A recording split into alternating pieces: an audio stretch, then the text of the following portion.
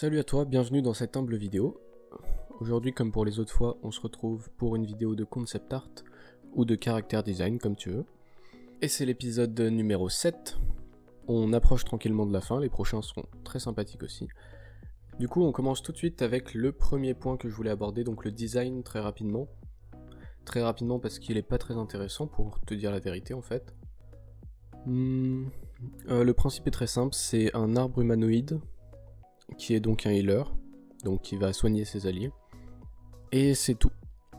Je trouve que le design n'est pas très inspiré, et c'est un design que j'ai laissé tomber un peu à mi-chemin pendant la colorisation.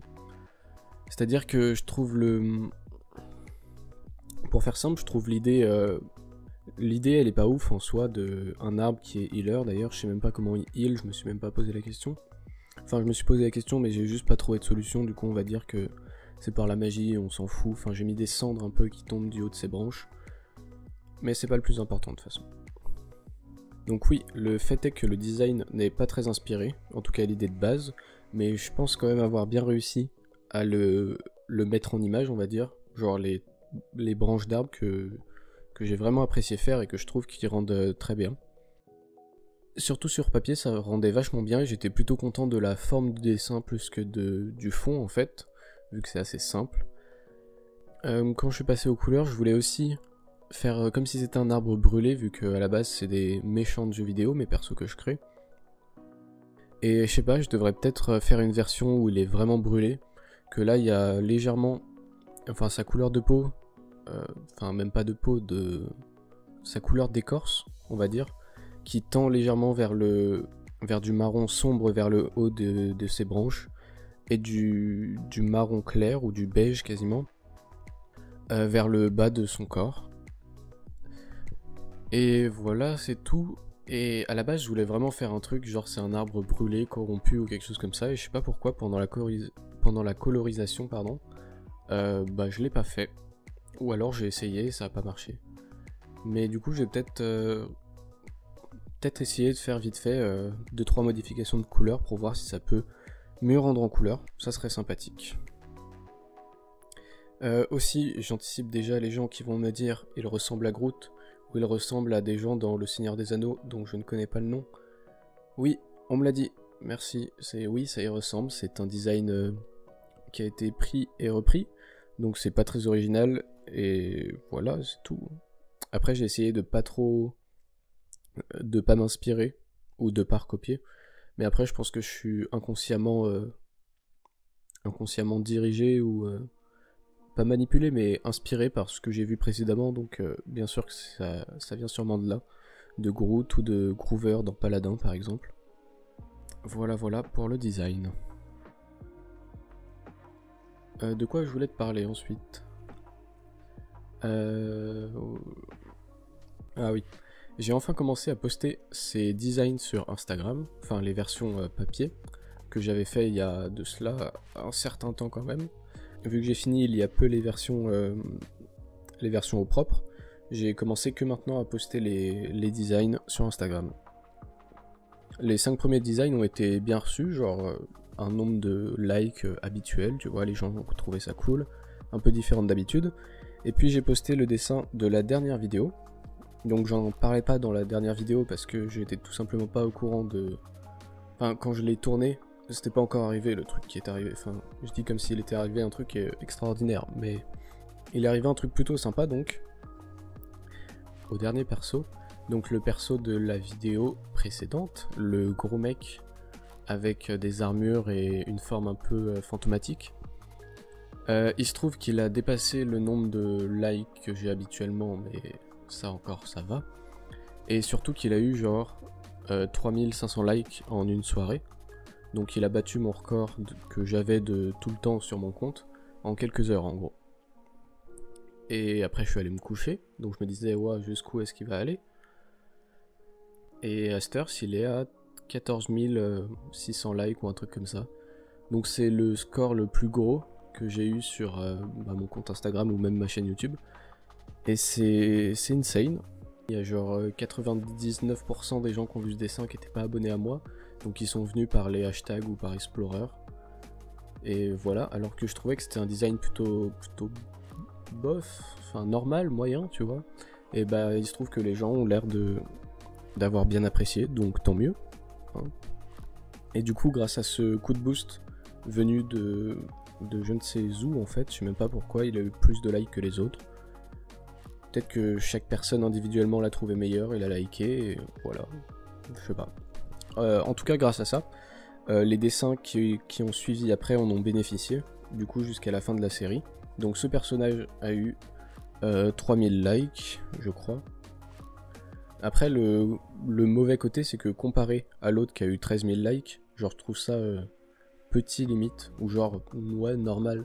Alors que c'est quand même un score que j'avais jamais fait, tu vois, 3000. Mon meilleur, c'était... Enfin, meilleur en termes de likes, pas en termes de qualité. Mais mon plus gros nombre de likes, c'était sur un dessin d'Inktober qui avait eu 1200 likes. Et voilà, celui-là, il a eu 3000, donc c'est cool aussi. Celui d'après, le fantôme, il a eu 4000.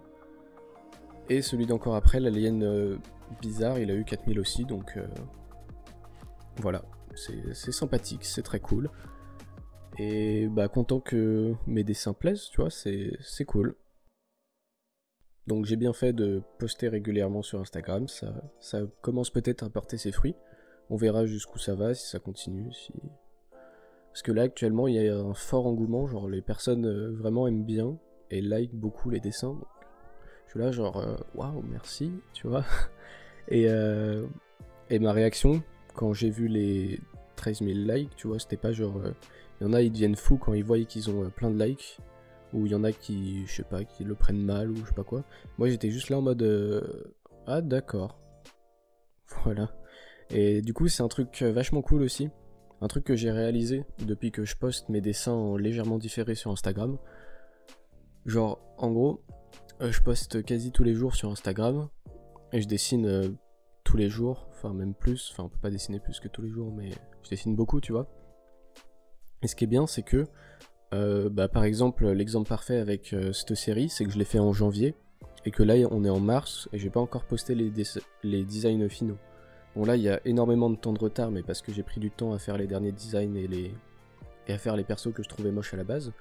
Mais pour des dessins normaux, tu vois, en général, je vais faire un dessin, ensuite je vais le colorier, donc déjà ça prend du temps, et ensuite je vais le poster, et généralement je le poste 2, 3, voire 1 mois après. Et du coup ça fait une prise de recul vachement efficace.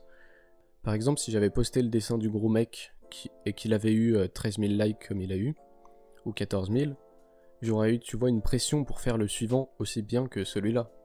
Que là, j'ai eu genre zéro pression vu que je l'avais déjà fait, le dessin était là, il n'y avait pas de questions à se poser, il n'y avait pas de stress à avoir, tu vois. Que par exemple, je me rappelle pour le Inktober numéro je sais plus combien, mais celui qui avait bien marché, le jour d'après je m'étais dit waouh, faut que je fasse un truc aussi bien que les gens aiment bien. Du coup j'ai repris un truc dans le même style et je l'ai fait, qui a bien fonctionné. Et le jour d'après encore, où j'avais pas d'idée, je me suis un peu trop mis la pression, genre je me suis dit faut vraiment faire un bon dessin, faut faire un bon truc. Du coup j'ai réfléchi pendant longtemps à ce que j'allais faire. Au final j'ai fait un dessin bof que j'ai même moi-même pas trop aimé et qui a moins marché.